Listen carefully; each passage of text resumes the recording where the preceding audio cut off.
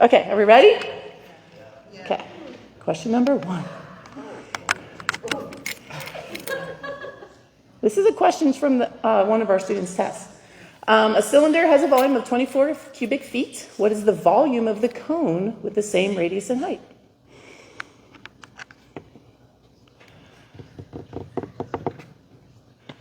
When you have an answer and an explanation, give me a thumbs up.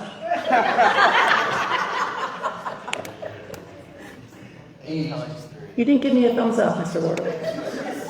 Thumbs up. Mercy, we think maybe 8 because one's an A and we want an A. And also it's a third, and we think the other ones are too big because that's only 24. So we're going to go with final answer A. Very good. So the volume of the cone is a third of the cylinder, of the volume of the cylinder. Okay, very good. Okay. Question number 2. Basically the same question, but now what's the volume of the sphere that has the same radius and height of the cylinder that has a volume of 24 cubic feet? Again, give me a thumbs up when you have your answer and explanation. Crouch, shut that off somewhere.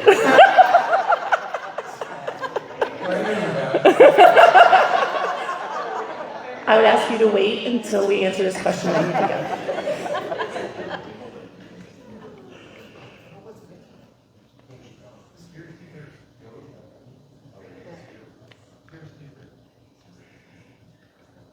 We're going to go B, final answer 16.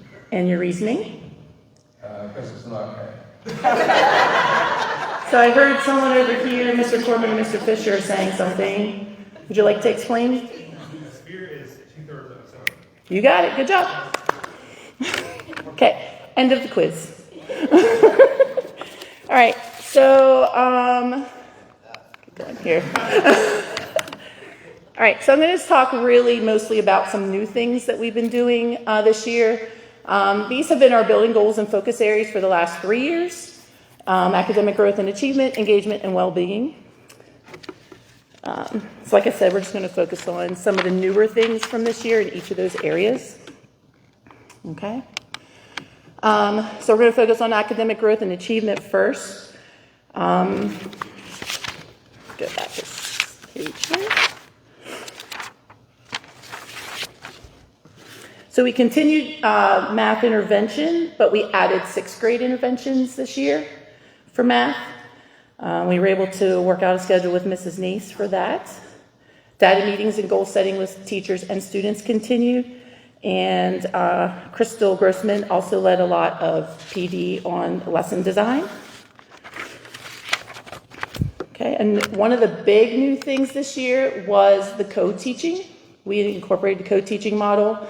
6th, 7th, and 8th grade all had math and ELA co-teaching. Science and social studies started in 6th grade, but next year it's going to be all grade levels.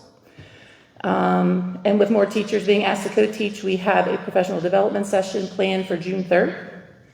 And there was a PLC this year, and those were some of the different things they worked on during those sessions. Okay, as you know, some of our newer curriculum this year, we had the science curriculum, and you already had a big presentation about that, so I don't want to get too deep into that. But here's some pictures of students doing some different things in science class. All right. We didn't talk much about this, but social studies curriculum was new this year with their new resource of Discovery Ed, which has been interesting because all teachers have access to that. So if there's anything in their subject area, they can look at Discovery Ed and see if there's anything that will support them. One of the, so the two guys on the right there, one of the popular projects that the 8th graders did this year was a wax museum. So they got to pick a historical figure and learn about them, and then they presented just a quick, they said maybe 5 things about that person, and the students walked through, and they each did a quick little five-line presentation for each of them. Okay. All right, and then our committee that was focused on growth We had, in the winter time, we had these trees, and you probably can see the spring ones out here still, hanging in the commons, and it shows the growth for each grade level. So each leaf represents either a different subject and what their growth was. So at winter growth, we want to see at least 50% of their projection. So if they were projected to grow 10 points for the year, we want them to have 5 points growth on the iReady test. Homerooms that had the highest growth then got some kind of reward. So that means the most students, percentage of students in that class that had 50% or higher growth. So that was for winter. And then here are our trees for spring. So that means these students had 50% growth or more. 100% growth or more.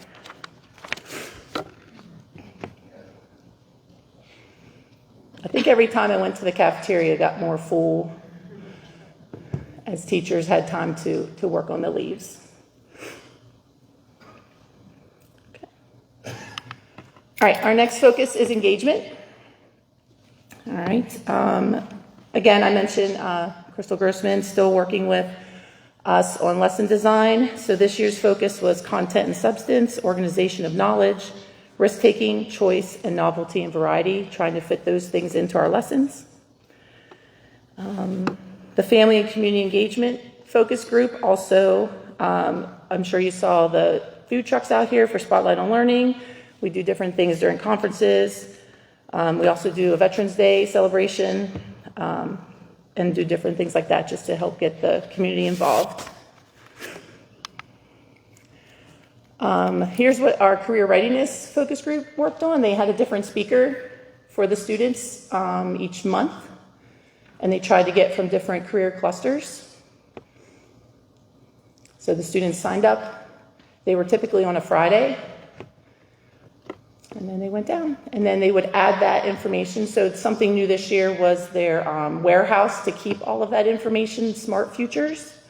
So anytime they went to one of these, they had to put something into that little warehouse for them.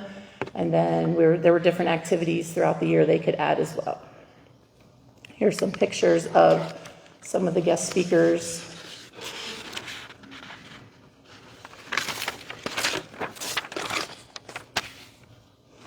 Okay. All right, still in engagement. So our student experiences focus group, which is tied to our Bulldogs Care program. We had a lot of new and a lot more experiences this year. We even had some off-campus experiences that students could purchase with their coins that they earn. So here were some of the ones. You can see the kids there at the kiosk turning in their coins and signing up for experiences, or they could choose one of the items in the kiosk if they didn't want to do an experience. Some of our other off-campus things. Here's our Geography Bee group. They went to Philadelphia. The finalists went to Philadelphia as their experience. We had a biking experience. We also had a group that could purchase a horse riding experience at Camp Hebron. I think we also had there was another one, a Nutcracker. Was it Nutcracker? Yeah, Nutcracker experience that kids could go see the Nutcracker. Okay, and last but not least, well-being. That's broken down into student culture and staff culture. So student culture, some of the things that we had for the kids. We started No Tech Tuesday this year. So a lot of kids would get the games out and play games, play cards at their tables instead of playing on their devices. Of course, we always have some sort of fun run. We did like a turkey trot version this year. We had Earth Day, multiple Spirit Days and Spirit Week items, and there's many more. Okay, and then for staff culture, these were the new things this year that the staff culture group added. They did a tailgate, and then we had Santa show up the last day of school with some treats for the teachers. And then we also did a secret teacher spirit week where the teachers did something like the one day we all dressed in black. And all the kids are like, what's going on? Everybody's dressed in black. One day was anything but a water bottle. So one of the teachers was walking around with like a Cascade container, cleaned out like she put something in it to drink out of. But yeah, so it was very creative. And then we tied it in with the kids. They had to try and guess what was going on. So, but yeah, those are some of the new things from this year. And that is it. So if you have any questions, thank you for your time. And please, please, please, we would love to see you all in our building next year. I know some of you get in from time to time, but just come see us. Come visit. Come watch a lesson if you're curious. Like, we would love to see you all. So, okay. All right. Thank you to all of you for the work that you do and inspiring our students and doing a variety of activities. It's just great to see their engagement and what they do, and that we can at least think about cone spears and water. Okay. And thank you for indulging me on that. I thought that would be fun to start. So, see if you remember. Thank you.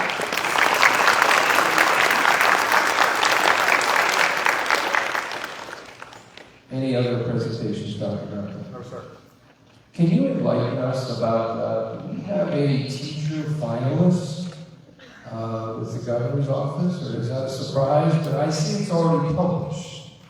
Yeah, it's quite an accomplishment. Mrs. Ashley Odom at the high school. So we're going to be celebrating that. You're letting it down to die now. We're going to regroup, and we're still going to celebrate her. Yes, we made the finalists, and we're going to see how that last day goes. Great, great. Well, we'll look forward to more knowledge on that. Okay, reading of correspondence. Do we have any this evening? Moving on to recognition of visitors, we hope everyone is signed in the back on the clipboard for tonight's meeting. We'll move into public comment period. I'd like two here at this time. Michael Deal, would you like to come forward, Mr. Deal? Thank you for being here as always. Thank you, ladies and gentlemen. I would like to offer a prayer. Those that would like to pray with me, please bow your head. Father God, we thank you so much for the love that you have for the creation that you have created. We ask, Lord, your blessings upon this school board. Lord, that you would pour into them a wisdom. These are some troubling times, Father, but it's nothing that's too difficult for you. Give them the wisdom that they can work together. They may not always agree, but they can work together to accomplish the good for the students, for the parents, for the teachers, for the administration. So we ask, Father, just continue to bless this Big Spring School District. We speak peace and protection over our children, that no weapon formed against them shall prosper. Lord, that you would continue to just pour your love upon all of the residents of this district. Bring glory and honor through Jesus Christ. Amen. Thank you, Michael. Susan Dye, please.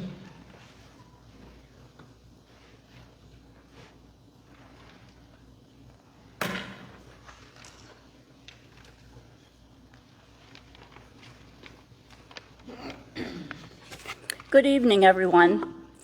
I am Susan Deitch Dye, a 1972 graduate of Big Spring High School and a West Pennsboro Township taxpayer. I would like to say that I think the Big Spring School District should give Deitch Buses and all of its employees a huge thank you for their dedicated service to the district as school bus transportation provider for the past 67 years. My grandfather started the company in 1958 when I was only 4 years old. My father took over for him and then acquired the other contractors' buses, which made him, which made him the company, the sole school bus contractor covering the entire district of 98 square miles. And then my daughter and son-in-law, Steph and Mike Noricchio, took over after my dad's passing, and they are the current owners.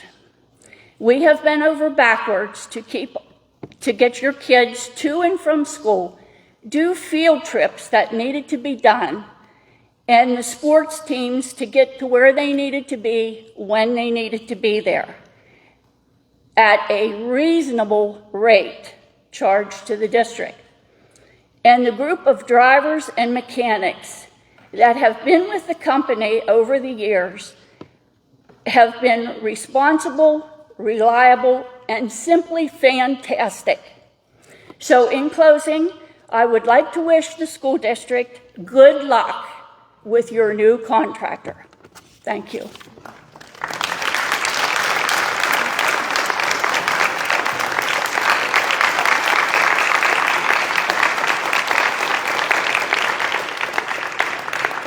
Thank you, Susan. We are very indebted and thankful for Deitch's and the family over the past 67 years for the work that you did. But I think it was not just work, it was a labor of love, transporting our students and transporting them to many activities, events, and dating schools. So we thank you for your efforts. We thank all the bus drivers, everyone involved over the past 67 years. And we hope that we, as we move forward, we can build on what you have given. Thank you. Any other public comments? Okay, we'll move into approval of minutes. Do I have a motion to approve the date committee, the committee of the whole, and the board meeting minutes? I do think we have one change, but I need a motion to approve first. Motion, Mr. Myers, do I have a second? Second, Mrs. Booth. Mrs. Booth, do you have a change?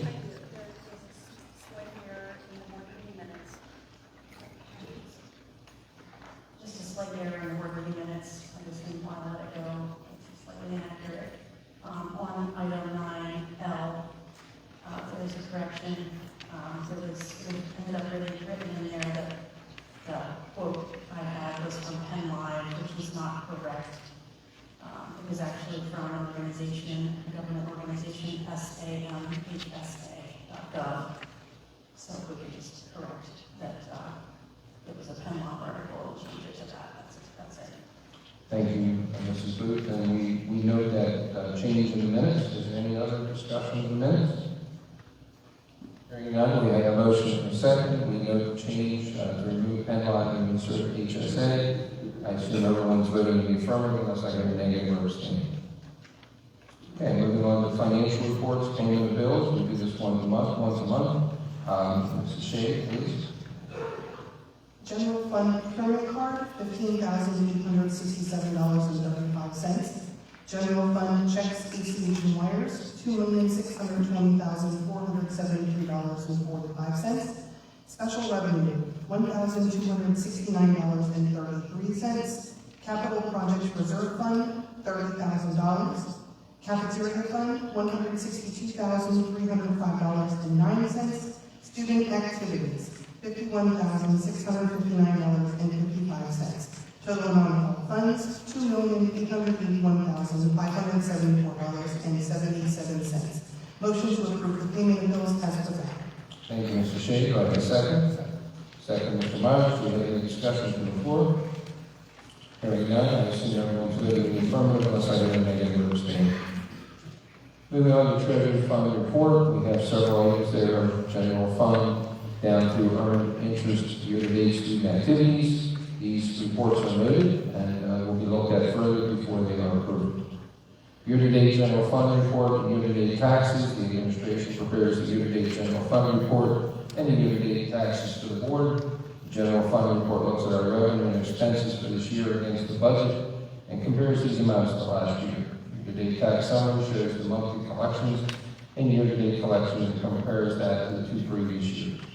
The general fund and tax reports are noted. Budgetary transactions, motion to approve the budgetary transfers for April 25 as presented. Do I have a motion, please? Motion, Mr. Myers. Do I have a second? Second, Mr. Shea. Any discussion from the floor? Hearing none, I assume everyone's voting in the affirmative unless I have a negative or abstain. Old business, do we have any old business from the board from the floor? Hearing none, moving into new business. Unless there is an objection, we will combine new business and personnel action items. This is under 9 into one motion. That will include 9A through 9G. Anyone have an objection? Do I have a motion to approve 9A through 9G, all personnel action items? Motion, Mr. Myers. Do I have a second? Second. Second, Mr. Corman. Any discussion? Hearing none, I assume we're all voting in the affirmative unless I hear a negative or abstaining. Moving into 10A, we'll do these individually. 10A, recommended approval of the Chartwell's contract and the meal prices for the fiscal year 2025-26. You can see the meal prices there, comparison from 24 to 25 to 25-26. Most of them have almost no change except the dog lunch, costs us more to eat. And Head Start lunch, I think, is a little more, and breakfast, Head Start breakfast. But most of the daily charges for our students are minimal, if any. Do I have a motion to approve 10A, Chartwell's contract and the meal prices for 25-26? Motion, Mr. Myers. Do I have a second? Second, Mrs. Shea. We'll vote in a moment. I'd just like to make a comment. There is talk about the breakfast program at the state level, but no action has been taken, either state or federal. Is that right, Chartwell's? So that's a little bit up in the air, but at this point, this is what we're proposing. But there could be some funding that comes that way, so we'll try to take advantage of it. And we thank Chartwell's for preparing for tonight. Any questions? Comments? Hearing none? I assume we're all voting in the affirmative on the Chartwell's contract and the meal prices for 25-26, unless I hear a negative or abstaining. Recommended approval for the proposed final 2025-26 budget. The board is required to take action on the proposed final budget at least 30 days before the final budget adoption, which is scheduled for June 23rd, 2025, almost a month from now. The proposed final budget must be available for public inspection 20 days prior to the final adoption. The final adoption advertised for at least 10 days. The administration is recommending a budget of $66,781,931 in expenditures and general fund revenues, with a 1.5% tax increase would be $65,384,290. Proposed real estate tax millage rates would be 16.3679. The shortfall in revenues will be covered by an unassigned fund balance of $1,397,641. The numbers may continue to be adjusted before the final budget on June 23rd, 2025. The link included in the agenda item outlines Big Spring's budget in the PDE required format. The administration recommends the Board of School Directors approve a final budget in the amount of $66,781,931 for the 25-26 school year with a tax rate of 16.3679 mils. A few things before we move forward. One, we cannot go above the Act Index because we've already voted not to do that. Also, whenever we vote this evening can be adjusted again in the next 30 days. We can adjust that, but we cannot go higher. So if we were to approve a 1.5% increase, we could go lower, and that could happen up to the June 23rd meeting, but we cannot go higher than what we voted this evening. We realize that taxes is a contribution, and we need to be very fiscally responsible from the community to educate our students and provide a good, well-rounded education. We need to use those funds wisely. Last year, we did not have a tax increase as far as the millage rate. So this year, we're looking at the budget, and that will go from July 1 till June 30th, 25 to 26. Our solicitor has advised us that we should have a roll call vote when we get to that point. Do I have any comments from the floor and any motions, please? Mrs. Shea?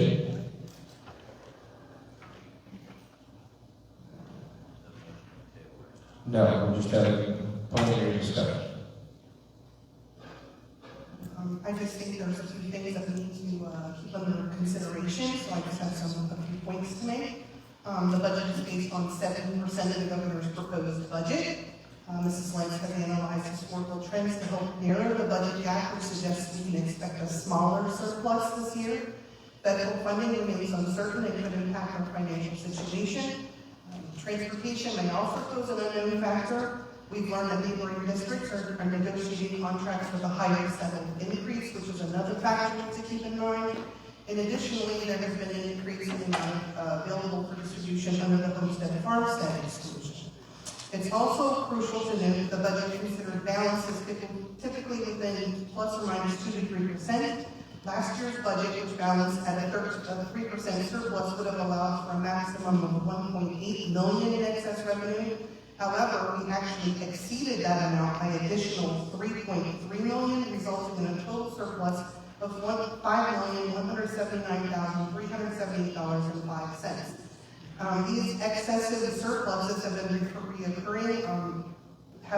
reoccurring issue for over a decade and represent taxpayer money collected but not needed. In summary, last year's surplus was 8.27%, which included an additional $3.3 million. The surplus for the year before, in 2023, was 7.6%, and the surplus for 2022 was 9%. I have a suggestion for it, but I will allow the rest to speak. Yes, go ahead, Mr. Fisher. David? I don't comment really with what Mr. Shea said there. For the last couple years, I think last year we were talking about budgetary stuff. When Mr. Shutt was still here, he warned us that we would do a flat line, 0% interest or 0% increase on taxes, that we would end up in the negatives. As Mr. Shea said, that was opposite of that. We're actually well in excess. So I would propose that we once again flatline the budget 0%. Considering in my case, I represent 80% of the people I represent are retired and have expressed to me, I said before, I said again, expressed to me that they're afraid of losing their homes because they cannot pay their taxes. And I will not support raising taxes on people I represent when they're concerned they're going to lose their homes. Thank you for your comments, Mr. David Fisher. Do I have any other comments? Do I have a motion from the floor on what we want to do with the proposed budget?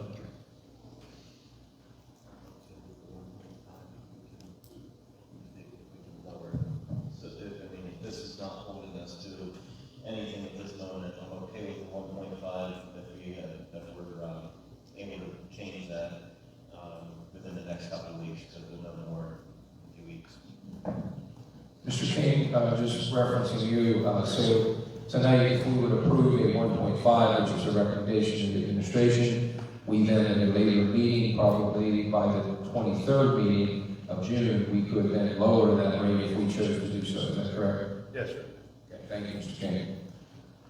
We still do not have a motion. We've had discussion and people have proposed ideas, but I need a motion from the floor so that we can take action and each of us voice a vote. Yes, Mr. Fisher. I should have added it before, and I'll say it now. I want to echo what Mr. Dickinson said. I'm okay with this at the moment. My comments about the 0% increase, I was speaking specifically to the final budget. So as far as right now, I'm okay with that. And I need a formal motion, please. He needs to make it in a formal motion. Make a motion for 1.5. It's written there. It's written. Yeah. We're just making a motion on this written proposal. Okay.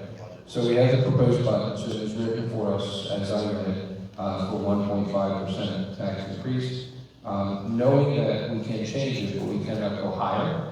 It can stay at 1.5 or it could be adjusted lower. Any questions? Okay, then Mrs. Booth, I'm going to ask you to call. Go ahead, Mr. Corman. It's not really a question, it's going to be stated that I'm okay with the 1.5 preliminary because it can be adjusted down. I'd like to see the taxes be low.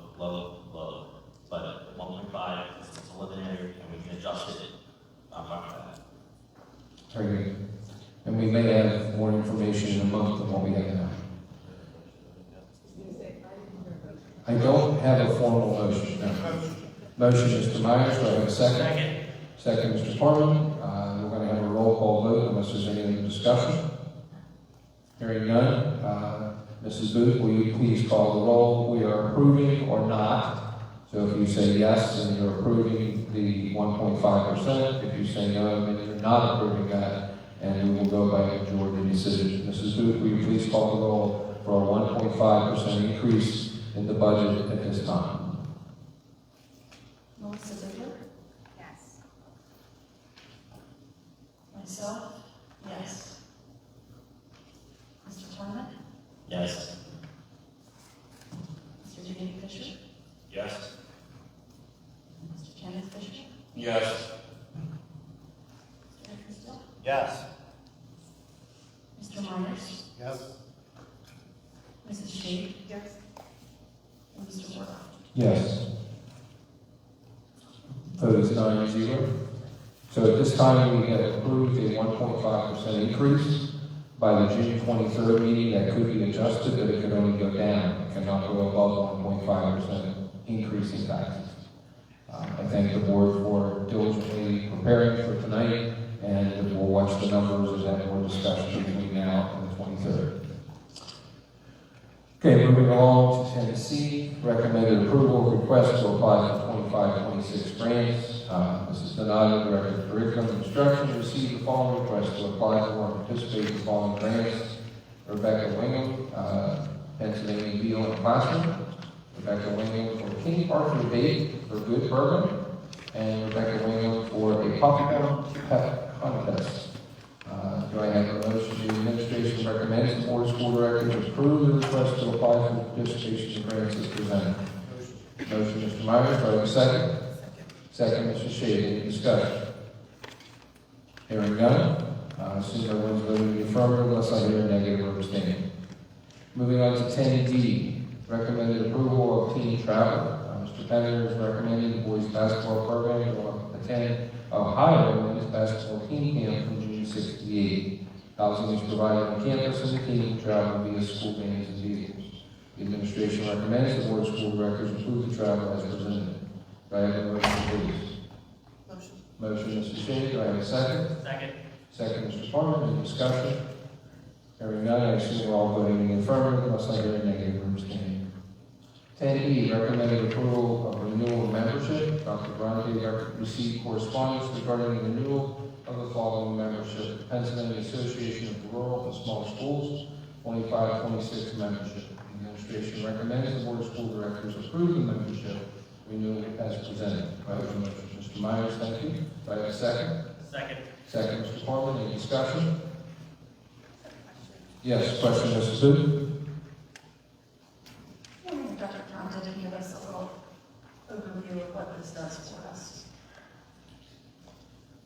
Supports through grants. So that's one thing that the teachers have access to.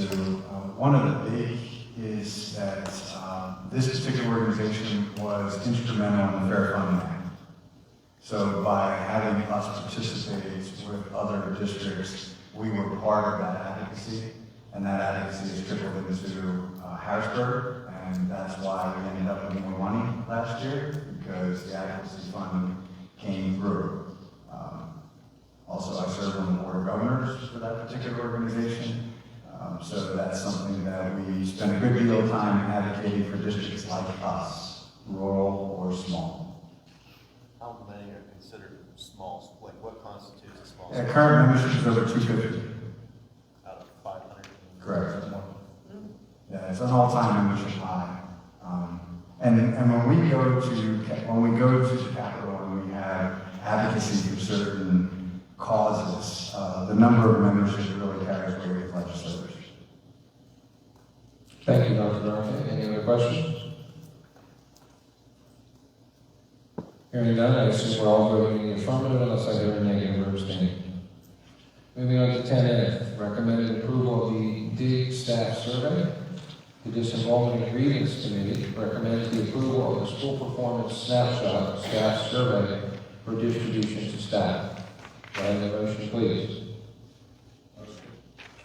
Motion, Mrs. Booth, second by Mr. David Fisher. Do we have discussion? Mr. Meyer?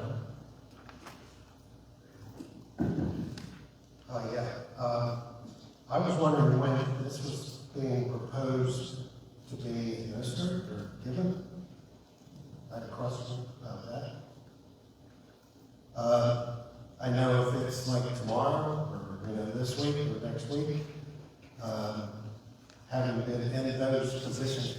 summer. It's not like a real fun time for teachers at the end and the beginning of school year. They're quite busy, and I don't know if, are they even willing to do the questions. I mean, there are 9 categories and 58 questions for the teachers and the staff. And it goes through, curriculum, communication, camaraderie. I would believe that most of those answers could be given from our administrators, and would know what their answers are. Most of them. I mean, nobody's perfect. Nothing's perfect. But I also wonder why we ask about all those different categories, but why don't we ask them, if we pass this tonight, I think we ought to add a 10th category and ask what their thoughts are on how their board has helped them throughout the year. And have some questions in reference to that. If we approve this. When is the plan for us to administer this? And my understanding, this is voluntary, is that correct? That they are not required to complete It this? says it's voluntary. Thank you. It is voluntary. We did work on this in collaboration with Dr. Dante, and it will be completely up to him when it will go out. This year, we did not do the East Tree survey, which was a savings of $11,600 to the school. This is a replacement of that. When we began this conversation, we talked about in the early meetings when is a good time to give this to teachers. It was not at the end of the school year, at the beginning of the school year. So I would put that completely to Dr. Narcotan. He wants to do that, but we did want this as part of our yearly review.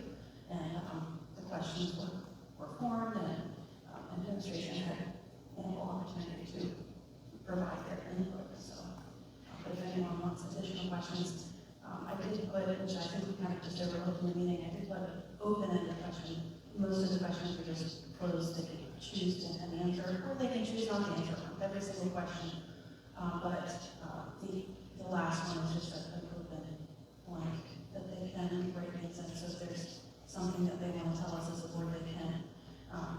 The purpose of this is to gather information directly from the staff, can be shared obviously far and wide through the administration and the board in order to help improve our district, to be able to hear directly from our staff what they need, and then we can utilize that data and make good improvements.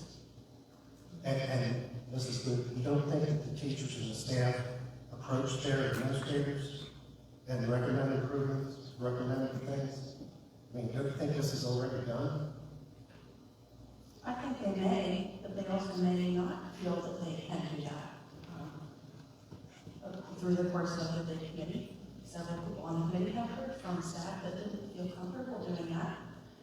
So this will give them an anonymous way to give their opinion and not feel like they could possibly be targeted for that. So If they would possibly feel that way, I'm asking if they do, but if they do feel that way, this is a way for them to make their needs known. We've seen a sample, I guess, or the survey itself. How is that being administered? Is it online? Is it paper copy?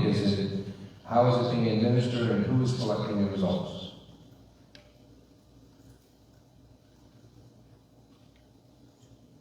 Mrs. Booth? This will be running through Success Server, as we have done our surveys in the past. That is a free option for the district to use. We did discuss this early on. I didn't have any suggestions or other cheap or free or third-party options, given to us to run this through. Although I wouldn't rule that out if that's a major concern. We talked about this via email, Dr. Dante. I suggested if there's concern, there's a one-time use code, each staff will get a one-time use code. We will just be handing those over. If the administration holds those, there's going to still be the fear that someone will be able to figure out whose answers were whose. Though there's really only one area that they could write anything that would be very informational, it's, not just one data, and how they feel about things.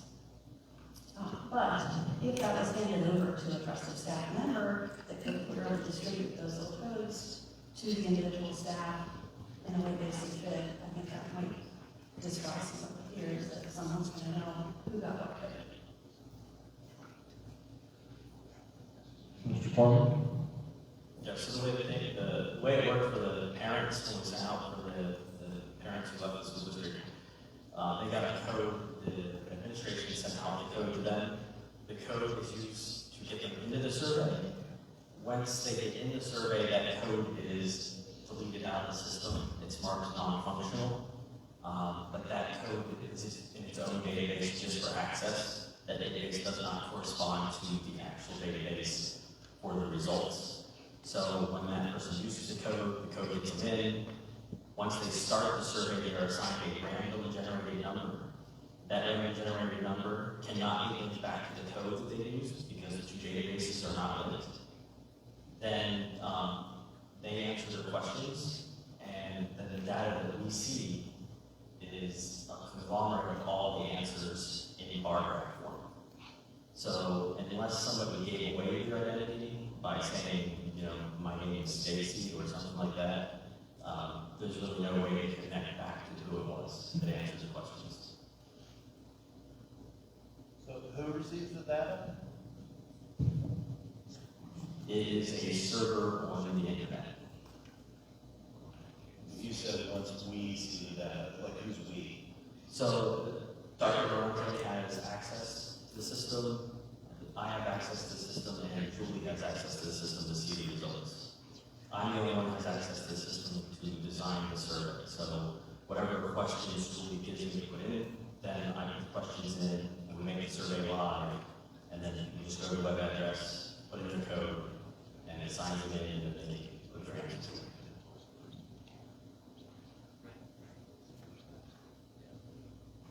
in. The codes are given to Durante. He gives it to the teachers. Nobody can see who like on the computer end, you can't see who used what code. Because that link isn't there. It's just physically not there.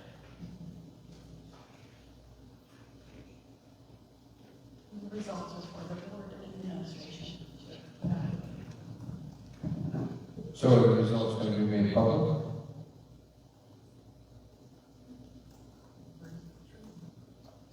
I think that would be up to Dr. Durante whether they become public. They would be known to the board for us to make decisions off of the data. I think it would have to be Durante who wanted to share that. But I don't think the Truth Youth ones were ever shared with the public.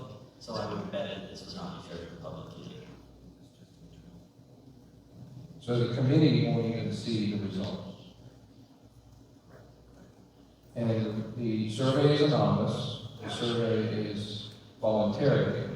The survey is given at a time that's appropriate. 2.5 weeks before the end of school is probably not the best time for teachers to focus on that.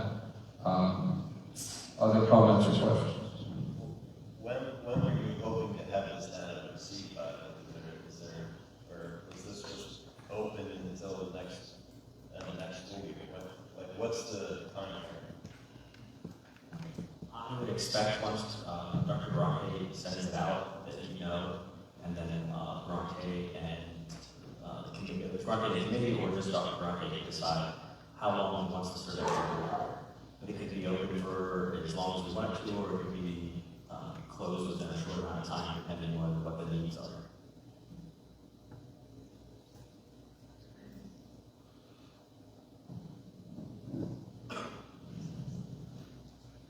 And what is the goal with, we did one survey and we had like 8% participation or something, I don't know, 2% I think is smart.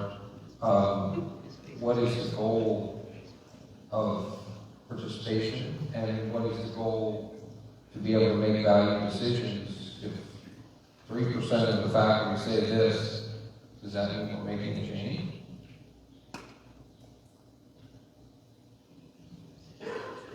I guess if 3% of the faculty said this, then we'd be like, Dr. Bronte, is this true, what do you know about this situation? And you have a chance to explain that, and if that's fine, that's fine. But if we have a lot of data come in, and it shows that we need to have more fun time with the teachers, like being able to have no love day or no canteen day to give them a little more pep to their day, then that's something we look into. So it really depends on what the answers are that come in. Even if it's only 3%, I'm not going to ignore it, but it's only 3%.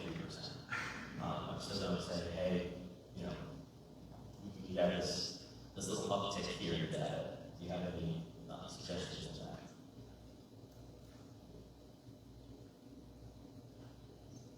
Comments? I'll just remind everyone, the thought behind this was replacing the youth trip. It was a survey that we paid $11,000-$12,000 for. We were just replacing it with something very similar. I think the question is very, very similar to what the youth trip was. It was just saving us money where we could, but still receiving the same type of data.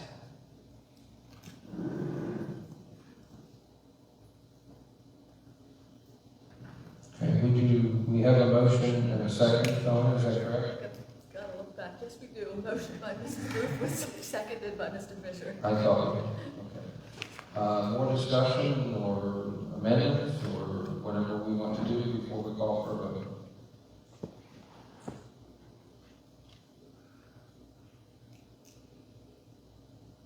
Ready to vote? Okay. Do the same as all motions. I assume everyone's voting in the affirmative unless I get a negative or abstaining. No. One no is noted, other no.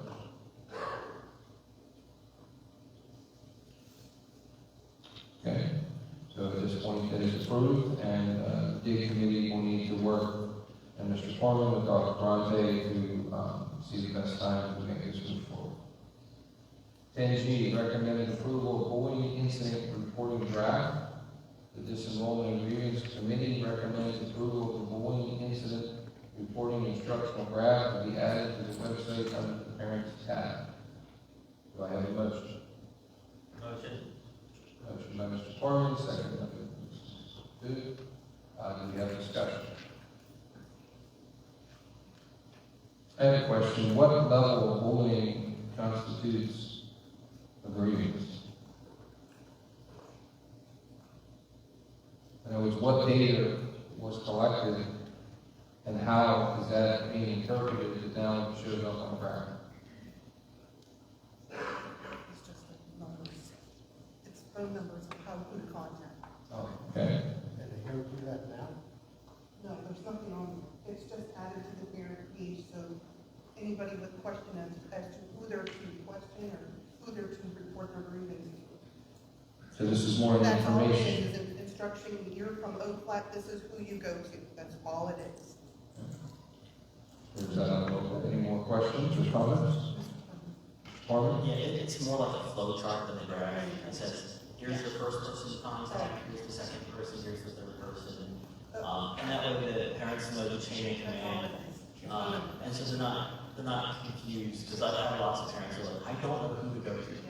And so this shows a clear path of who to go to and which levels to go to. So that They start at the top? they start at the top. Okay. At the top. They start at the top, they call the school then addresses the teacher, if the teacher's involved, it's not goes to the principal, then the principal reports to Dr. Sanders, and Dr. Sanders and Dr. Bronte confer, and then they investigate depending upon the need. Yeah, and it would be like if they went to the classroom teacher and something's not resolved, now the parents know the next step is to go to the principal.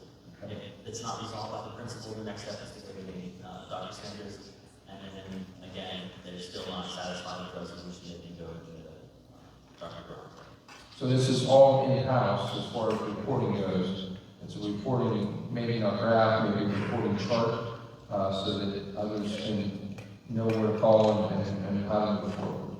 Yes, if you already follow, this is the procedure now. It's just never been visually shown to any parents. So this way they know the actual procedures and the path to take. And if it happens on a school bus or after school or an activity, they would still call the school where the child attends. Yes. Okay, thank you. Other discussion? Mr. Warren. Yes. And then maybe it should be put on here that, do not call your local school board representative. Well, I think what we're doing is trying to show a chain of command that the school. That's my point, yeah. They, that's what I'm saying. But parents don't want that, It's not on there. but they do that too. Yeah.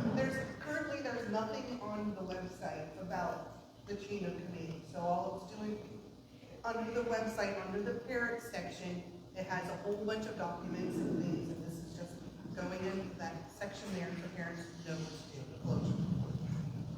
Okay, so we have a flow chart, we've had some questions, we've clarified it all up. I have a motion and a second, do we have more discussion? Hearing none, I assume we're all voting in the affirmative to establish the flow chart in the parent section, unless they are negative or abstaining.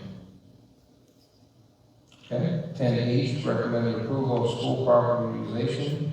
Carly Zinn, on behalf of the field hockey, is requesting use of the high school turf field to play day on June 1st through 1 to 6 because the utilization is on a Sunday. Board action is necessary. The administration recommends the board of school directors approve the utilization as presented. Do I have a motion, please? Motion, Mr. Shea, do I have a second? Second, Mr. Meyer, any discussion? Hearing none, I assume we're all voting in the affirmative unless I hear negative or abstaining. That's the end of the action items. The following information is informational. First of all, board meeting dates, board and committee meeting dates for 25-26 were approved at the February 18th meeting and advertised in a public notice on the May 14th edition of the Newville Valley Times-Star. Leave requests, we have a couple there. Contract with staff update. We have that information from Dr. Sanders. I'll move into board reports. Staff of the council, Mr. Kenny Fisher, please. Next meeting is June 4th. Thank you, Mr. Fisher. Building and Property Committee, Mr. Stickler is on that. Dave Fisher, you'll be one of the report. Next meeting is, I think it's in October or something? Yes. It's not listed there, I think it's what it is. Okay. Thank you, Mr. Fisher. Capital Intermediate Unit, Mr. Foreman. Our next meeting is the 22nd this month. Thank you. Common Repair Area CTC. Mr. Hippinsdale and myself both attended the last meeting. We did receive updates on several items. The building project is moving forward. Things look like they're in line as far as budget goes. Graduations for those students is being held here at the end of this month. And a lot of the students have taken their NACI, which is their state skills certification. Some of those are national. And seems like things are going really well. A lot of our students have already been admitted for the fall. Any Mr. Hurst, that? Thank you. Big committee, Mrs. Booth? Our next meeting will be June 2nd. I think our work is starting to wrap up. Today, Dr. Nardrevilla, that he did send out the survey, revised survey to some rural families from this year. There were 57 families just from this year. So hopefully we'll get some more timely answers and responses to see from their perspective why they left. And tune in for the June 2nd meeting. Thank you, Mrs. Booth. Finance Committee, who would like to report there? Anything? The next meeting is May 19th and June 2nd. Lisa, would you share anything with finance, since you're the treasurer? We had a meeting earlier this evening, and we currently agreed on the 1.5%, which is able to be lower if needed within a couple, 30 days, 20 days or something. Policy Review and Development Committee, Mr. Fisher, Future Ready Comp Plan and Board. Anything, Mr. Fisher? I have nothing this time, so. Thank you, Mr. Fisher. Policy Review and Development Committee, Mr. Foreman. We had great public participation today in the meeting, and our next meeting will be June 23rd. We are working on a HASP policy. I do recommend everybody read out that policy and get their comments ready and If you can, submit them by email ahead of time before the next committee, so that we are ready for making changes and modifications. Thank you, Mr. Parman. South Central Trust, Mr. Parman. Nothing at this time. Tax Collection, Mr. David Fisher. Nothing. Thank you. Wellness Committee, Mr. Parman. Nothing at this time. Future Board Agenda items. Anything from the floor? Hearing none. Dr. Bronte, bring us up to date, please. Thank you to our middle school and high school staff for the presentations this evening, and congratulations to all our students representative of the Mini-Con accomplishments and History Day accomplishments. Speaks to some of the variety that we have going on in the school system and how successful our kids are in and outside of the classroom. No changes to the published enrollments, still 2,353 students. No changes in really inside the charter enrollment either. 118 steady in CTC, and to piggyback off of what Mr. Wardle mentioned before, their awards night is tomorrow. So congratulations to all our seniors at CTC. Uptick in continued steady uptick in kindergarten registrations, we're up to 119. Mount Rock has 41, Newville 35, and Oak Flat 43. We've been prefacing the Newville time capsule opening. There'll be a private ceremony tomorrow morning for the kids and the staff there. And then that will be coupled with a spotlight on learning for Newville. So if anybody has the opportunity, 4:30 to 6:30 at Newville, combined effort for that. Oak Flat Spotlight on Learning is Wednesday from 4:30 to 6:30. All Sports Banquet is also Wednesday, 6 o'clock on High School Commons. Elementary and band chorus concert will be held right here Thursday at 7 p.m. And next week's going to be all about the seniors, right? Concluding with commencement on Friday. See some happy parents sitting here too as well, so that's going to be pretty cool. I always check long-range forecast for graduation, so it's transition. It was in the 80s about 6 weeks ago, and now it went to 60, 68, and then it went to rain. I don't like that rainy symbol because that causes a little bit of stress. Right now it's 74 and sunny, so we'll take that if they continue. And as tradition holds, based on us meeting our hourly requirement, the last 3 days will follow in our regular schedule. That's all I have, sir. Thank you, Dr. Bronte. We'll now move to comments of each of our board members. Mr. David Fisher. Nothing. Thank you. Mr. Seth Parman. Nothing at this time. Thank you. Mr. Kenny Fisher. Nothing. Thank you, Mr. Fisher. Mrs. Baker. Nothing. Good to see you there, Mrs. Baker. Thank you for being here. Mr. Meyer. Yeah, a couple of things. First of all, I would like to thank the Deitch family for all their service. I know my dad drove for Richard for many years, and he's not a finer man than Richard Deitch. Times move on. We don't know if it's good or bad, but times move on. But I just want to let you know that we appreciate all that you've done. I know my dad drove when Lady Beth was here, and Richard was just getting a few buses in the district. And then, of course, when Lady Beth went to Shippensburg and Richard took over all of it, my dad drove for him many years and never had any bad things to say about Richard Deitch. So thank you very much for that. Also, I want to mention that I think the last meeting I asked for prayers for Big Dave, Dave Gutschall, who served on this board 20 plus years.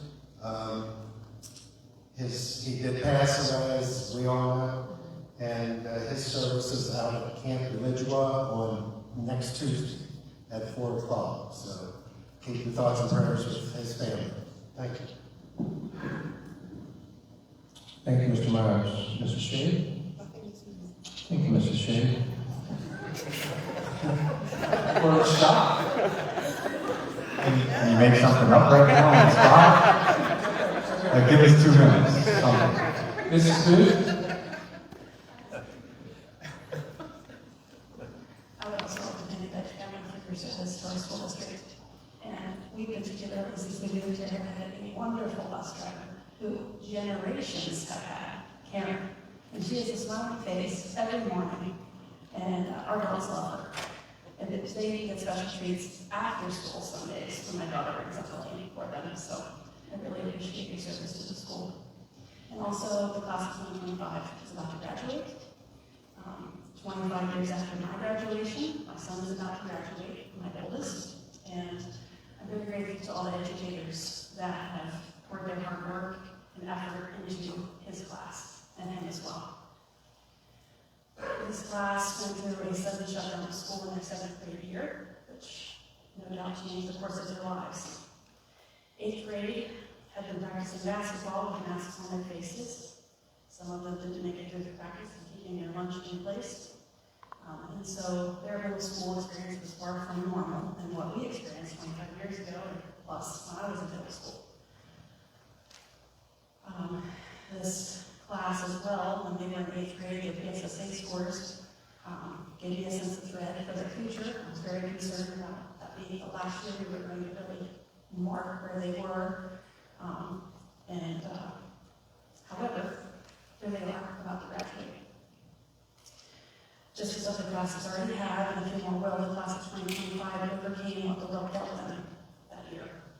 The class of 2025 would move out of this school with even more resilience, more courage, and more wisdom than the class of 2000 did 25 years ago.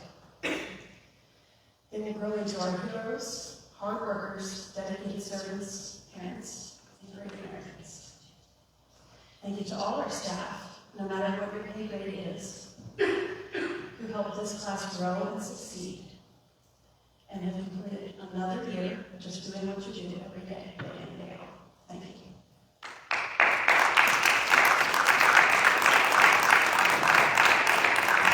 Thank you, Mrs. Cruz. Mr. Evans? Well, I wish I would have had something. No, just thanks to the teachers, because my daughter's getting ready to graduate, and really appreciate everything that they've done for her.